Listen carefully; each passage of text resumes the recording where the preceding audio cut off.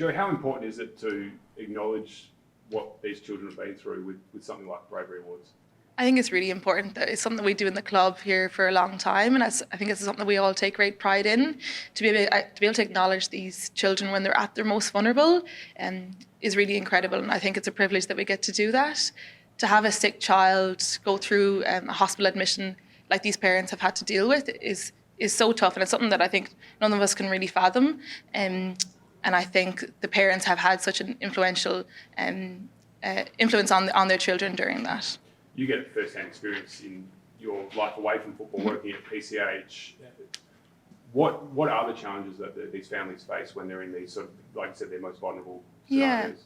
On a day-to-day basis, my job is dealing with the children. I'm learning to assess the children and be able to manage their care, but I can't do that without the input from their parents.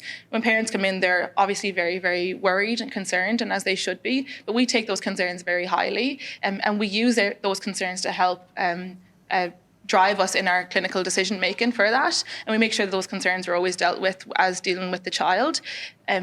When I leave the emergency department, when the child goes to the ward, it's not me that's managed them anymore. It's the doctors up in the ward, but then it's also the parents. The parents are there firsthand, giving their child the medication, keeping them calm during stressful events, whether that's more tests or whatever it is.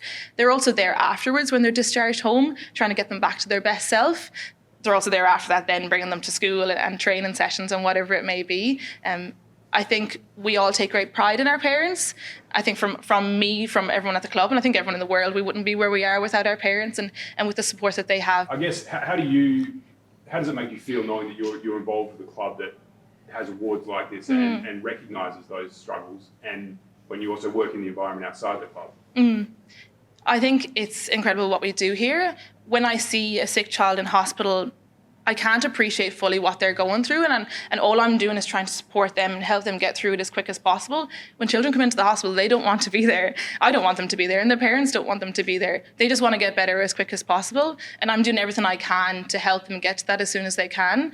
When we acknowledge this, weeks, months gone by afterwards, what they've been through, I think it's better for them to be able to recognise in hindsight, they've gone through something big.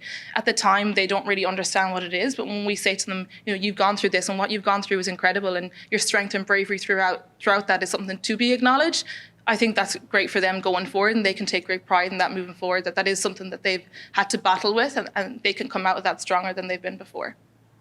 And how does it make you feel to be someone who gets to hand out an award? Like, what are your emotions around a day like that today? I take great pride in that as well. I think to be able to see these children when they're unwell and then to be able to give them this award afterwards, I'm so excited for the event, and I'm excited to see the children that come out and be able to interact with them and hear about their stories.